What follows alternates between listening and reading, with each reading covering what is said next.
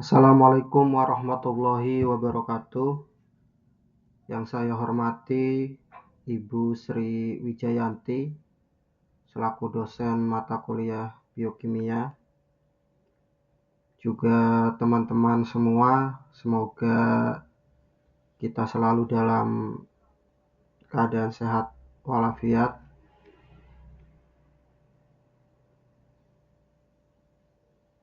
Pada kesempatan kali ini saya Juliana Yusuf akan mempresentasikan tentang sintesis protein. Baik, kita mulai. Sebagai pendahuluan, jadi protein merupakan makromolekul yang terdiri dari rantai asam amino yang terlipat menjadi struktur 3 dimensi yang kompleks. Jadi mereka ini berfungsi sebagai katalis, yaitu enzim, kemudian pembawa sinyal, hormon, pembangun struktur, kolagen dan keratin, pengangkut molekul, yaitu hemoglobin, dan regulator ekspresi gen. Jadi tubuh manusia mengandung lebih dari 100.000 jenis protein yang berbeda, masing-masing dengan fungsi yang unik yang sudah ditentukan oleh urutan asam aminonya. Kemudian, sintesis protein adalah suatu proses biokimia paling fundamental dalam kehidupan. Tanpa sintesis protein, tidak ada enzim untuk mempercepat reaksi kimia, tidak ada antibodi untuk melawan infeksi, tidak ada hemoglobin untuk mengangkut oksigen, dan tidak ada kolagen untuk menjaga struktur jaringan tubuh. Setiap sel dalam tubuh manusia, mulai dari neuron di otak hingga sel otot di jantung, ini bergantung pada kemampuan untuk memproduksi protein secara tepat waktu, dan jumlah yang tepat, dan dengan struktur yang benar.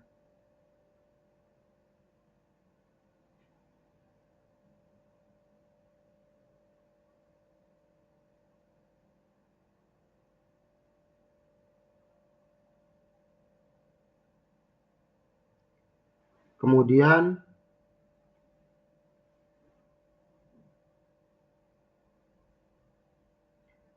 alur informasi genetik, yaitu dogma sentral, Francis Crick pada tahun 1958 ini merumuskan dogma sentral biologi molekuler yang menjelaskan aliran informasi genetik mulai dari DNA, RNA, hingga protein. Informasi yang tersimpan dalam DNA ditranskripsi menjadi RNA messenger, mRNA, yang kemudian diterjemahkan, ditranslasi menjadi rantai polipeptida, yaitu protein. Nah, proses ini terjadi di dua lokasi utama dalam sel. Transkripsi itu terjadi di dalam nukleus dan translasi di sitoplasma pada ribosom.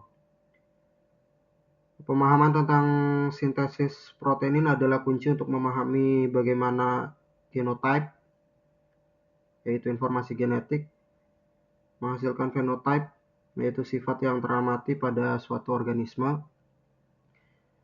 Jadi mengapa sih sintesis protein itu penting? Ya, seperti yang bisa dilihat pada slide di sini, enzim itu berperan sebagai katalis reaksi kimia sel, kemudian struktur seperti kolagen, keratin, dan sitoskeleton. Nah, sinyal ini di sini hormon dan reseptor sel, kemudian imunitas, ini sebagai antibodi dan pertahanan tubuh.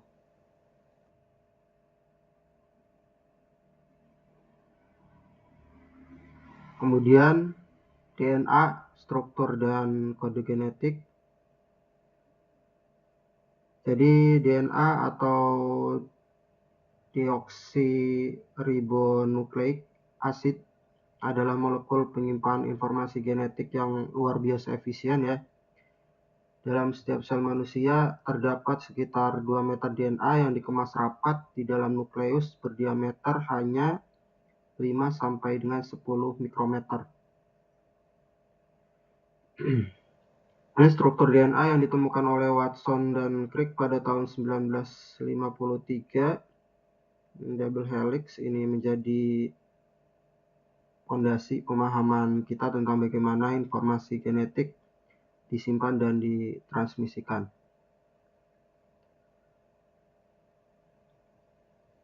Sini ada struktur ya, double helix, basa nitrogen, ini ATGC. Jadi DNA ini terdiri dari 2 untai polinukleotida yang berpilin membentuk heliks ganda. Jadi setiap nukleotida terdiri dari 3 komponen, gula deoksiribosa, kemudian gugus fosfat, dan basa nitrogen. Terdapat 4 jenis basa nitrogen. Yang pertama ada adenin, ATGC tadi ya, kemudian timin, guanin, dan sitosin.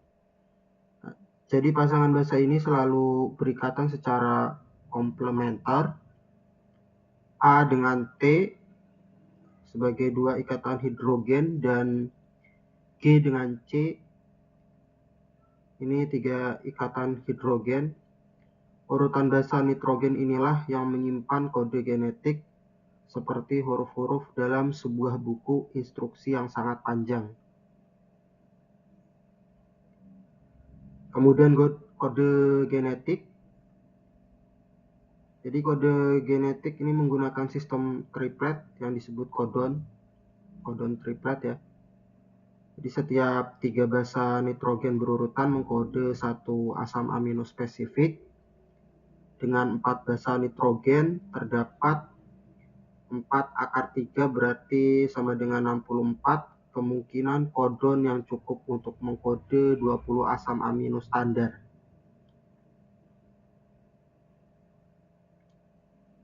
Kode genetik ini bersifat universal, hampir sama di semua organisme.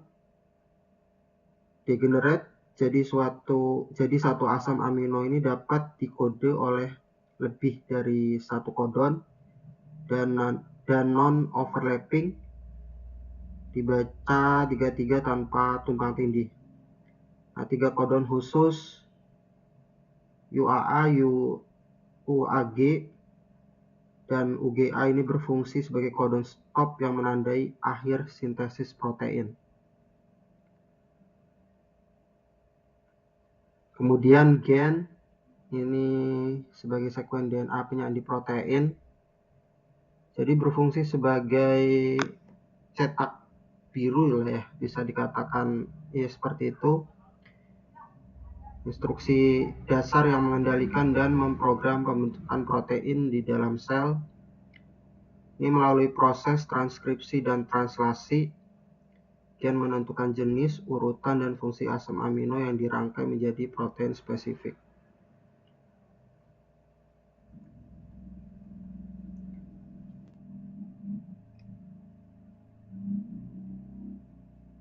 Kemudian transkripsi selanjutnya ya, transkripsi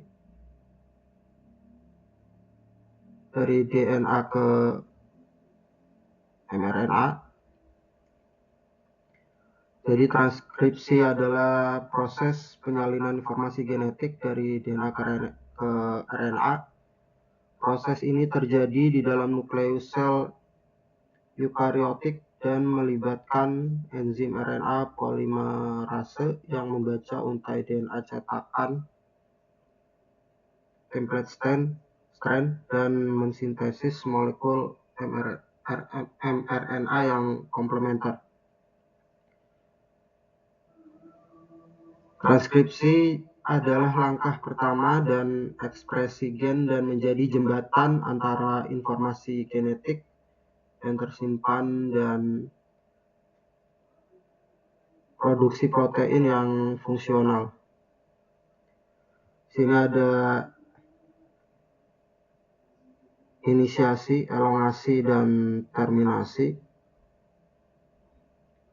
Jadi diagram di atas ini menggambarkan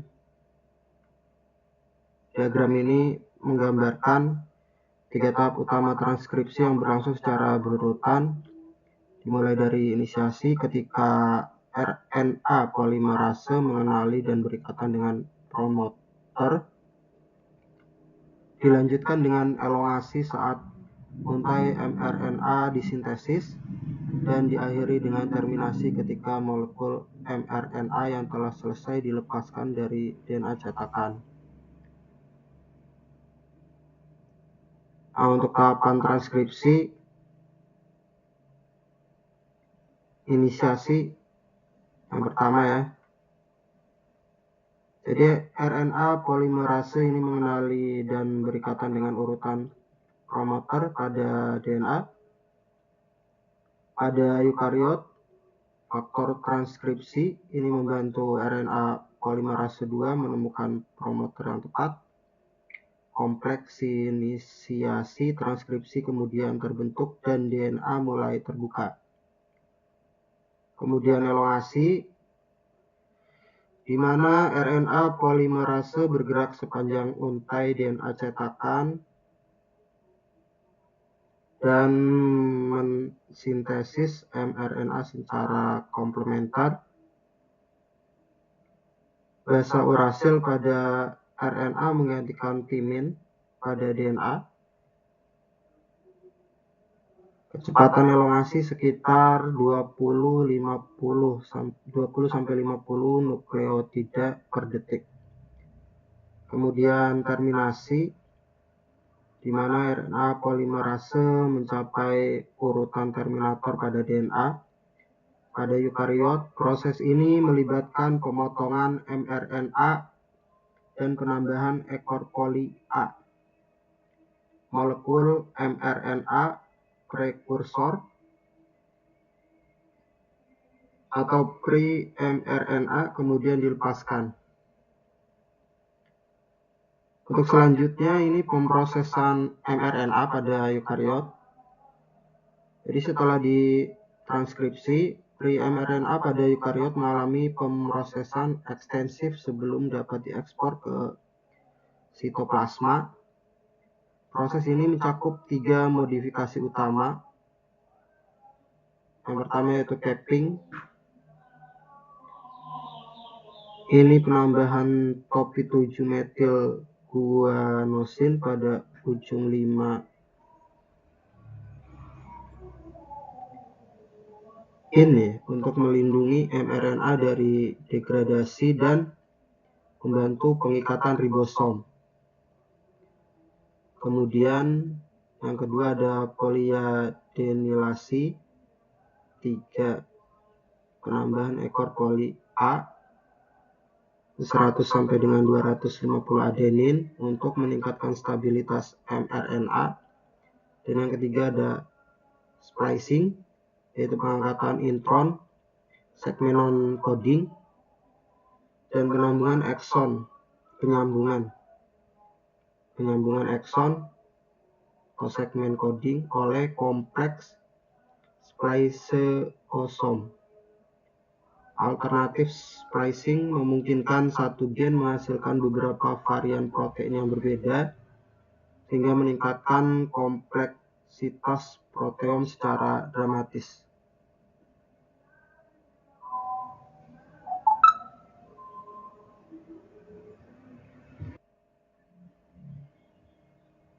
Kemudian di sini ada 3 jenis RNA utama, yaitu mRNA.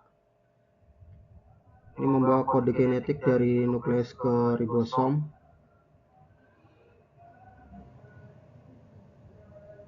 Jadi tidak semua RNA berfungsi sebagai pembawa pesan genetik ya dalam sintesis protein.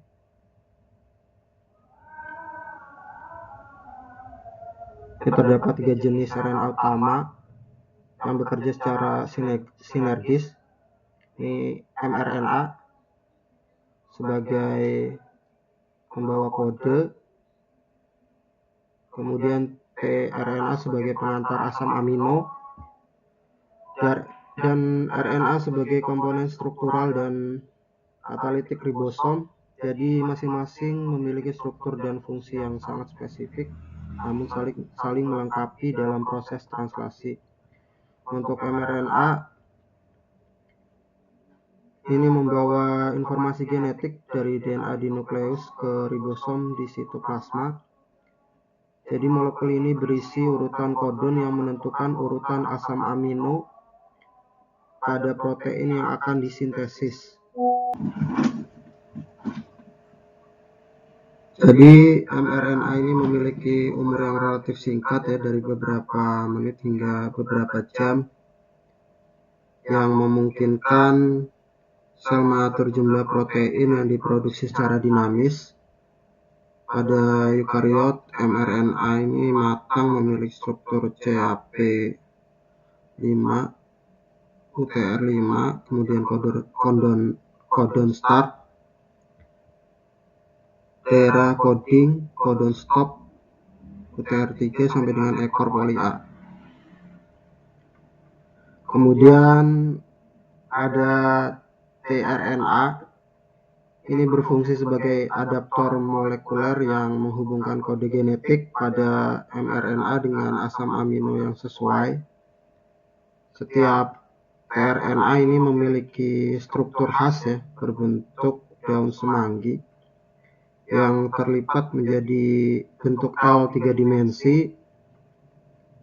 Pada satu ujung terdapat antikodon triplet basa yang komplementer dengan kodon mRNA. Dengan pada ujung lainnya, yaitu akseptor 3, terdapat asam amino spesifik yang diikatkan oleh enzim aminoasil tRNA sintetase. Terdapat sekitar 40 sampai dengan 60 jenis tRNA berbeda dalam sel, masing-masing spesifik untuk satu asam amino tertentu. Lanjut ada rRNA, ribosomal RNA ya. Ini merupakan komponen utama ribosom, membentuk sekitar 60% massa ribosom dan berfungsi sebagai katalis dalam pembentukan ikatan peptida. Ribosom eukariotik 80S ini terdiri dari subunit besar 60S dan subunit kecil 40S, di mana subunit kecil mengandung rRNA 18S yang berperan dalam pengikatan mRNA dan decoding kodon. Di subunit besar mengandung rRNA 28S, 5.8S dan 5S yang membentuk peptidyl transferase center, situs katalitik yang membentuk ikatan peptida antara asam amino. rRNA adalah contoh ribozim RNA yang memiliki aktivitas katalitik.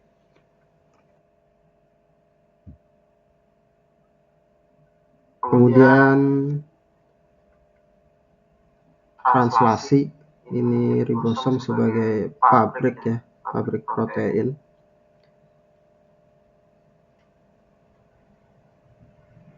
Jadi translasi adalah proses penerjemahan kode genetik pada mRNA menjadi rantai polipeptida untuk protein.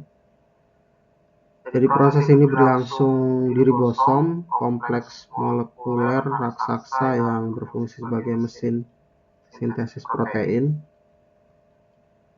di mana ribosom membaca mRNA kodon demi kodon dan merakit asam amino dalam urutan yang tepat sesuai instruksi genetik. Translasi adalah tahap di mana informasi genetik akhirnya diwujudkan menjadi molekul fungsional. Untuk tahapannya translasi ada inisiasi, yang kedua elongasi, kemudian terminasi. Ini akan kita jelaskan nanti, saya jelaskan nanti. Untuk selanjutnya ini ada situs pengikatan pada ribosom. Jadi ribosom itu memiliki 3 situs pengikatan tRNA yang kritis. Yang pertama itu situs A, amino asil, tempat tRNA yang membawa asam amino baru masuk dan berikatan dengan kodon mRNA. Yang kedua situs P, peptidil, tempat di mana tRNA yang membawa rantai polipeptida yang sedang tumbuh berada, dan yang ketiga situs E, exit ya, tempat di mana tRNA yang telah melepaskan asam aminonya keluar dari ribosom.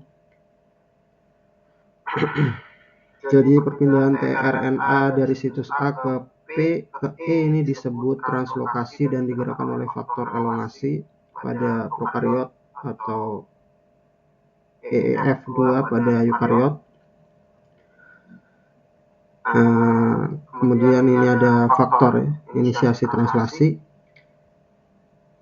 di mana translasi dimulai dengan pembentukan kompleks inisiasi pada eukariot subunit ribosom kecil 40S bersama faktor inisiasi EIF dan tRNA inisiator. Ini membentuk kompleks pra-inisiasi yang kemudian berikatan dengan CAP5 mRNA dan memindai scanning hingga menemukan kodon start AUG. Subunit besar 60S kemudian bergabung membentuk ribosom 80S yang siap melakukan elongasi. Proses ini membutuhkan energi dari hidrolisis GTP. Nah, untuk tahapannya tadi ini yang pertama ada inisiasi. Ini pembentukan kompleks inisiasi ribosom mRNA tRNA inisiator pada kodon start AUG. Ini membutuhkan faktor inisiasi dan energi GTP. Kemudian yang kedua ada elongasi. Ini siklus berulang. Jadi pengikatan amino asil sampai dengan tRNA, pembentukan ikatan peptida dan translokasi ribosom sepanjang mRNA. Ini yang ketiga ada terminasi, yaitu faktor pelepas. Ini sebagai rilis faktor. Ini mengenali kodon stop dan melepaskan rantai polipeptida yang telah selesai dari ribosom.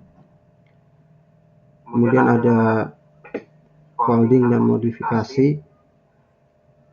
Protein yang baru disintesis melipat menjadi struktur 3D dan mengalami modifikasi pasca translasi untuk menjadi fungsional.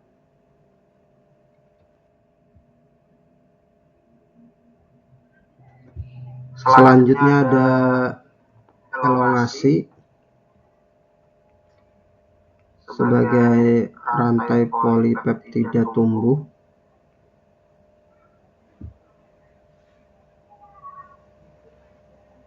Ini yang disebut siklus berulang tadi hingga kodon stop tercapai menghasilkan rantai polipeptida utuh. Jadi elongasi adalah tahap terpanjang dalam translasi di mana rantai polipeptida tumbuh asam amino demi asam amino. Siklus elongasi ini berlangsung dengan kecepatan luar biasa. Ribosom eukariotik dapat menambahkan 2 sampai dengan 6 asam amino per detik, sementara ribosom bakteri bahkan lebih cepat hingga 20 asam amino per detik. Setiap siklus elongasi terdiri dari 3 langkah yang berulang hingga kodon stop tercapai ya. Untuk yang pertama tadi pengikatan amino asil tRNA. Ini amino asid tRNA yang sesuai dengan kodon pada situs A masuk ke ribosom. Kesesuaian antara antikodon tRNA dan kodon mRNA diperiksa melalui proofreading oleh ribosom. Ini faktor elongasi EEF1A yaitu eukariot atau prokariot ini mengantar tRNA dan hidrolisis GTP memastikan akurasi. Kemudian yang kedua itu pembentukan ikatan peptida. Ini enzim peptidil transferase, aktivitas katalik rRNA28S mengkatalisis pembentukan ikatan peptida antara asam amino pada tRNA di situs A dengan rantai polipeptida yang terikat pada tRNA di situs P. Rantai polipeptida berpindah ke tRNA di situs A. Kemudian ini ada yang ketiga, translokasi ribosom. Jadi ribosom bergeser satu kodon sepanjang mRNA 5 sampai dengan 3. Jadi tRNA yang tidak bermuatan ini berpindah dari situs P ke E dan keluar, sementara tRNA yang membawa rantai polipeptida berpindah dari A ke P. Situs A ini kosong dan siap menerima amino asid tRNA berikutnya.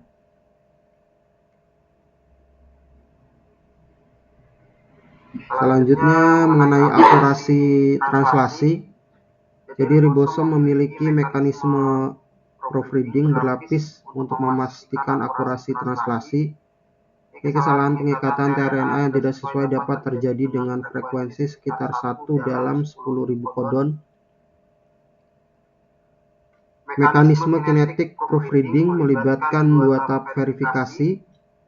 Seleksi awal berdasarkan kecocokan kodon antikodon dan proofreading setelah hidrolisis GTP. Akurasi yang tinggi ini sangat penting karena satu kesalahan asam amino dapat mengubah fungsi protein secara dramatis. Kemudian ada polisom ya. Ini untuk meningkatkan efisiensi sintesis protein. Beberapa ribosom dapat membaca satu molekul mRNA secara bersamaan, membentuk struktur yang disebut poliribosom atau polisom.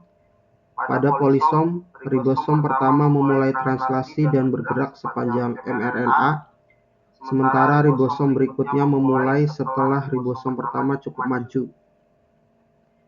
Ini satu mRNA dapat dilayani oleh 5 sampai dengan 50 ribosom sekaligus. Ini memungkinkan produksi ratusan salinan protein dari satu molekul mRNA dalam waktu yang singkat. Selanjutnya, modifikasi pasca translasi. Ini sebagai penyempurnaan protein ya. Jadi sintesis protein tidak berakhir saat rantai polipeptida keluar dari ribosom. Sebagian besar protein mengalami berbagai modifikasi kimia setelah translasi. Disebut modifikasi pasca translasi yang menentukan lokasi, aktivitas, stabilitas, dan interaksi protein tersebut. Ini adalah PTM tadi ya, modifikasi pasca translasi, post translational modification. Ini adalah lapisan regulasi tambahan yang memungkinkan sel mengatur fungsi protein secara dinamis tanpa perlu mensintesis protein baru.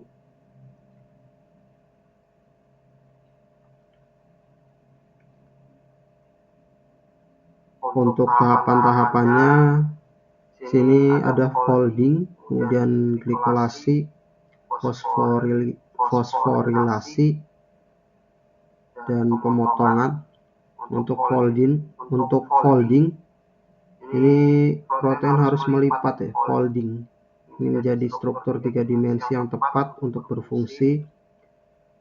Chevron molekuler seperti HSP70 dan HSP90 membantu protein melipat dengan benar dan mencegah agregasi protein yang salah lipat. Protein yang gagal melipat dengan benar ditandai dengan ubiquitin untuk degradasi oleh proteasom. Sistem kontrol kualitas sel yang sangat penting untuk mencegah akumulasi protein toksik. Nah, selanjutnya ada glikosilasi, penambahan gula. Jadi penambahan rantai oligosakarida gula ya pada protein terjadi terutama di retikulum endoplasma dan aparatus Golgi. Glikosilasi N-link terjadi pada residu asparagin, sementara O-link pada serin atau treonin. Modifikasi ini penting untuk stabilitas protein, pengenalan sel-sel, pensinyalan dan interaksi imun. Lebih dari 50% protein eukariotik ini mengalami glikosilasi, menjadikannya modifikasi paling melimpah. Kemudian ada fosforilasi.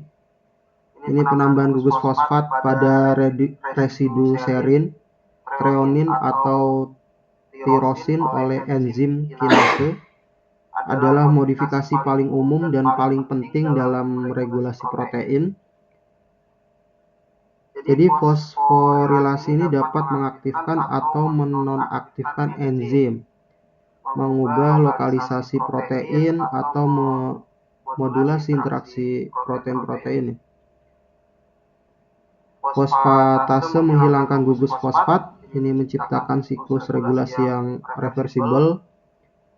Jadi sekitar 30% protein manusia ini mengalami fosforilasi pada suatu waktu.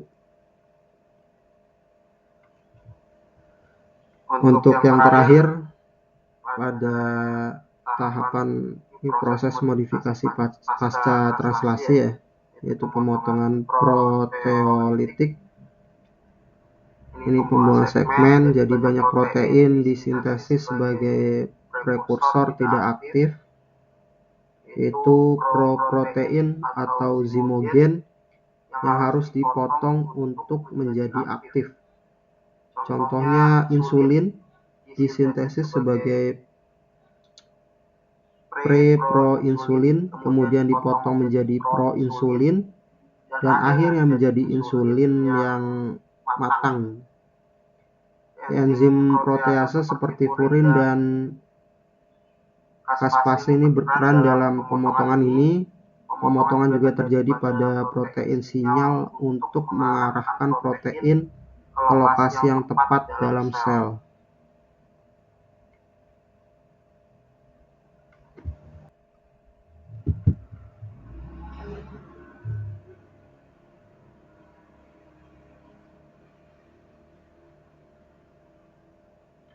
Selanjutnya yaitu regulasi sintesis protein.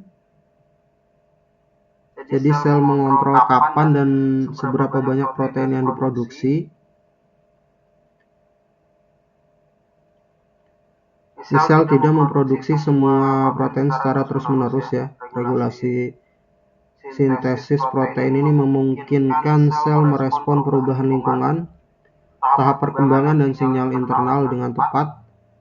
Regulasi terjadi di berbagai tingkatan, dari transkripsi gen hingga degradasi protein. Ini membentuk jaringan kontrol yang sangat kompleks dan presisi. Gangguan dalam regulasi ini dapat menyebabkan penyakit serius termasuk kanker dan gangguan metabolisme. Untuk regulasi sintesis protein ini, untuk tingkatan-tingkatannya, yang pertama ada tingkat transkripsi, sebagai faktor transkripsi dan promoter. Ini adalah titik kontrol paling penting dan paling umum. Faktor transkripsi adalah protein yang berikatan dengan urutan DNA spesifik, yaitu enhancer, silencer, promoter, untuk mengaktifkan atau menekan ekspresi gen. Ini faktor transkripsi dapat diaktifkan oleh sinyal eksternal seperti hormon, faktor pertumbuhan atau stres seluler. Ini sebagai contoh, faktor transkripsi P53 diaktifkan saat DNA rusak dan menginduksi ekspresi gen, perbaikan DNA atau apoptosis. Epigenetik, modifikasi kimia pada DNA, metilasi dan histon, asetilasi, metilasi juga mengatur aksesibilitas gen untuk transkripsi tanpa mengubah urutan DNA itu sendiri. Selanjutnya untuk tingkat mRNA ini sebagai stabilitas dan degradasi mRNA. Kemudian tingkat translasi. Jadi sel juga dapat mengatur seberapa efisien mRNA yang diterjemahkan menjadi protein, di mana mikroRNA ini dan small interfering RNA atau sirna ini dapat berikatan dengan mRNA target dan menghambat translasi atau memicu degradasi mRNA melalui mekanisme RNA interference atau RNAi. Jadi protein pengikat RNA juga mengatur stabilitas mRNA dan efisiensi translasi. Jalur pensinyalan seperti mTOR,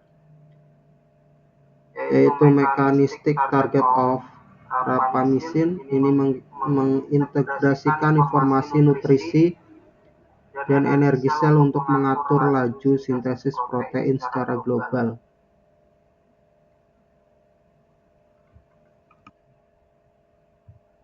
Masuk ke kesimpulan dan implikasi medis.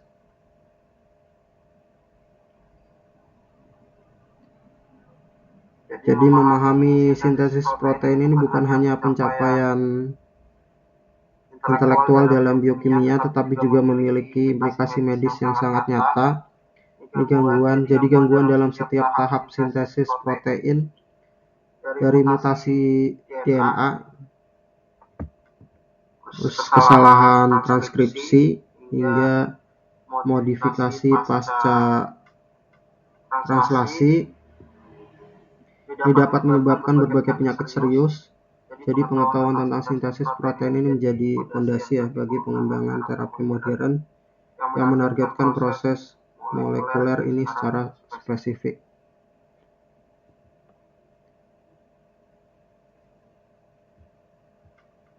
Ini penyakit akibat gangguan sintesis ini contohnya ada anemia sel sabit. Ini mutasi titik pada gen B globin. Ini mengubah satu asam amino glutamat menjadi valin. Ini menyebabkan hemoglobin beragregasi dan sel darah merah berbentuk sabit.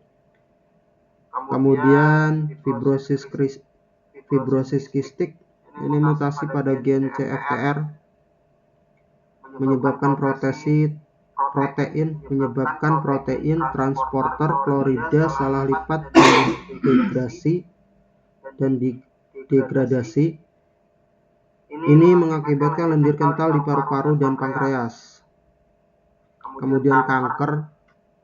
Ini mutasi pada gen suppresor tumor P53 BRCA1/2 atau oncogen. Ini mengganggu regulasi sintesis protein yang mengontrol proliferasi sel. Kemudian penyakit prion, protein yang salah lipat, misfolded, ini dapat menginduksi protein normal untuk salah lipat juga, sehingga menyebabkan penyakit neurodegeneratif seperti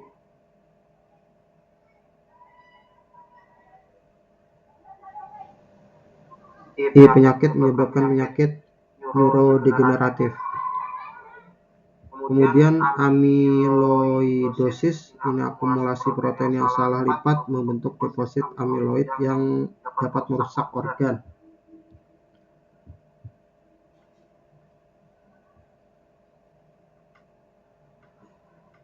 Ya mungkin itu saja yang dapat saya sampaikan. Kurang lebihnya saya mohon maaf. Apabila ada pertanyaan dari teman-teman, silakan bisa ajukan di kolom komentar ya. Sekali lagi saya mohon maaf bila ada kekurangan baik dari segi materi dan penyampaian. Sekian dari saya, terima kasih. Wassalamualaikum warahmatullahi wabarakatuh.